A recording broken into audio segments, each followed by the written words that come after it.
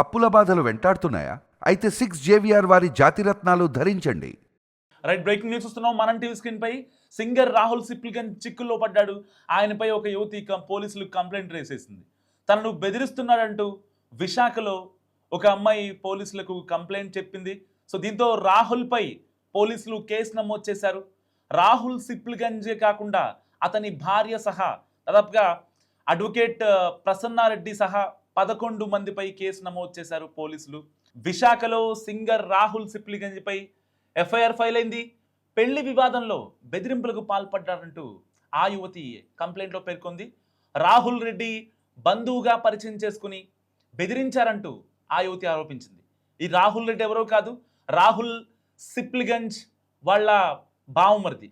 పెళ్లి చేసుకోవాలని యువతపై ఒత్తిడి చేశారంటూ, అలాగే తనను బెదిరించి వీడియో స్టేట్మెంట్ ఇప్పించారంటూ కూడా ఆ యువతి ఆరోపించింది. దీనికి ప్రధాన కారణం రాహుల్ సిప్లిగంజేనంటూ కూడా అతన్ని వెనుకున్న 11 మందిని ఇంక్లూడింగ్ రాహుల్ సిప్లిగంజ్ వాళ్ళ వైఫ్ పై కూడా ఇప్పుడు ఎఫ్ఐఆర్ నమోదైంది. బ్లాక్మెయిల్, బెదిరింపులు, వేధింపులకు పాల్పడ్డారంటూ ఫిర్యాదులో పేర్కొంది ఆ మహిళ.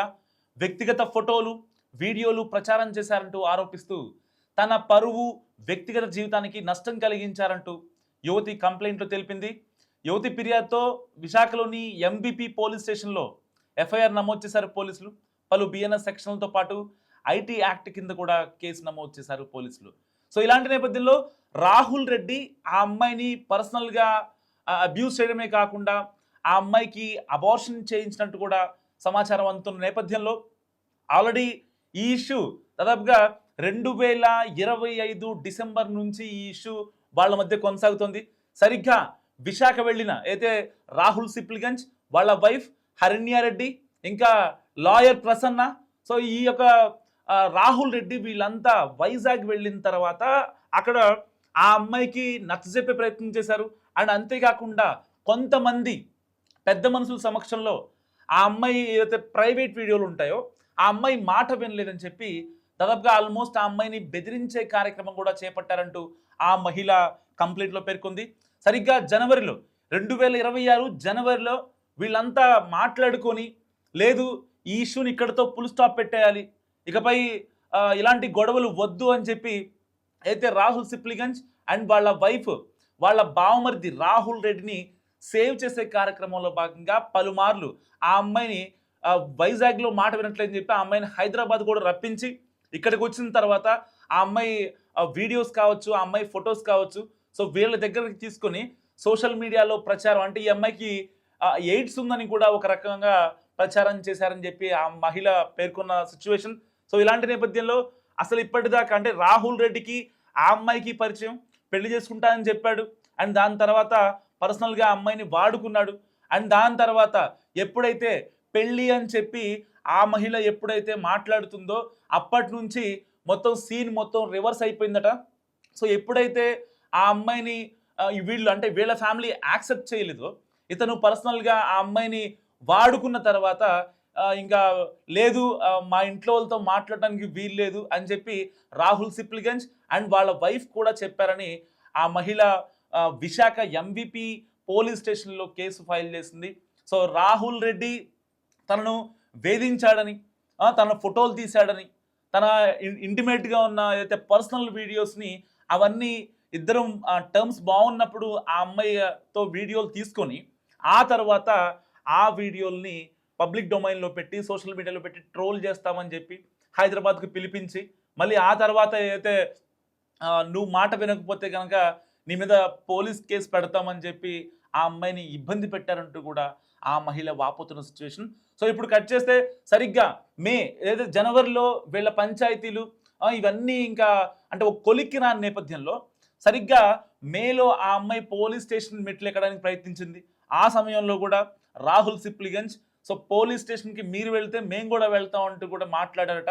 అండ్ రాహుల్ సిప్లిగంజ్ వాళ్ళ వైఫ్ కూడా ఆ అమ్మాయికి పలుమార్లు ఫోన్ చేసి బెదిరించినట్టు కూడా ఆరోపణలు ఉన్నాయి. సో ఇప్పుడు అంటే ఈ కేసులో కీలకమైన సాక్షులుగా చెప్పాలంటే దీనికి ఒక రకంగా రాహుల్ సిప్లిగంజ్ ఉన్నారు.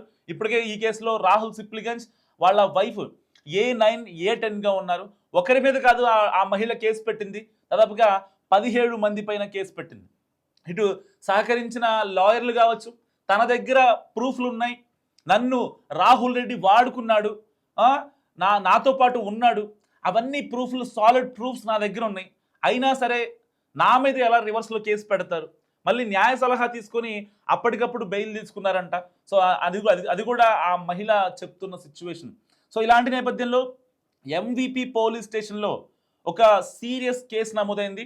మరి ఇప్పుడు రాహుల్ సిప్లిగంజ్ని అతనికి ఒక నోటీస్ సర్వ్ చేసి కూడా పోలీసులు పిలిచి, విశాఖ పోలీసులు అతన్ని ఎంక్వైరీ చేసే కార్యక్రమం కూడా కొనసాగుతున్న నేపథ్యం.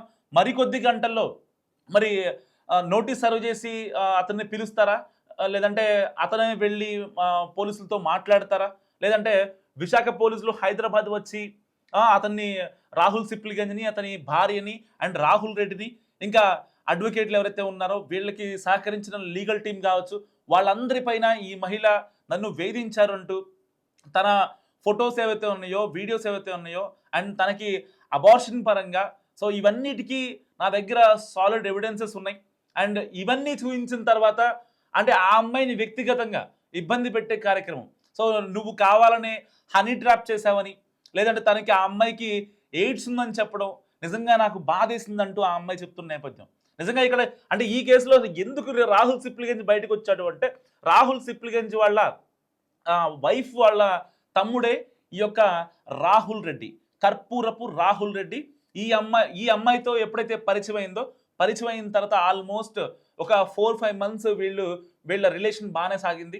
అండ్ దాని తర్వాత ఎప్పుడైతే ఆ అమ్మాయి పెళ్లి చేసుకుంటాను, నాకు మనిద్దరం పెళ్లి చేసుకుందాం, హ్యాపీగా లైఫ్ లీడ్ చేద్దాం, ఉంటే హైదరాబాద్లో ఉందాం, లేదంటే విశాఖలో ఉందాం, ఇబ్బంది ఏమీ లేదు, ఏదో ఒక పని చేసుకుందాం, మనకు ఉన్నంత వరకు మనకుంది, సో ఎలాంటి ఇబ్బంది లేదని చెప్పి ఆ అమ్మాయి చెప్పడం జరిగింది. అండ్ దాని తర్వాత ఎప్పుడైతే రాహుల్ సిప్లిగంజ్ వాళ్ళ వైఫ్ ఎంట్రీ ఇచ్చారో ఈ సీన్లోకి, ఆ తర్వాత సీన్ మొత్తం మారిపోయింది.